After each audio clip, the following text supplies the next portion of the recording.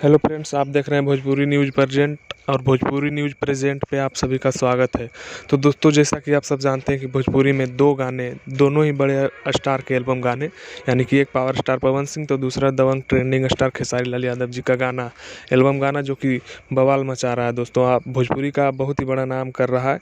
यहाँ दोस्तों खेसारी लाल यादव जी ने जिस गाने को गाया उस गाने का नाम है तबला। जी हाँ दोस्तों, इस गाने को खेसारी लाल यादव जी के साथ में शिल्पी राज ने गाया। वहीं दूसरी तरफ पवन सिंह जी का जो तबला गाने के बाद आया था उसका नाम है हरी हरी ओढ़नी। जी हाँ दोस्तों, इस गाने को पवन सिंह जी ने और अनुपमा यादव जी ने गाया है।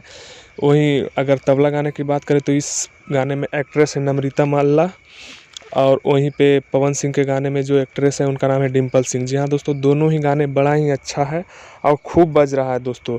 तो दोस्तों, आपको कौन सा गाना ज़्यादा पसंद आया आप कमेंट करके ज़रूर बताएं।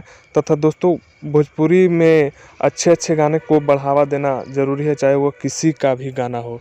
तो दोस्तों, कमेंट करके बताएं कि वीडियो कैसी लगी, और अगर वीडियो अच्छी लगी तो ज़रूर से ज़रूर लाइक करें और चैनल को सब्सक्राइब भी करें। तो दोस्तों, जय हिंद, जय भोजपुरी।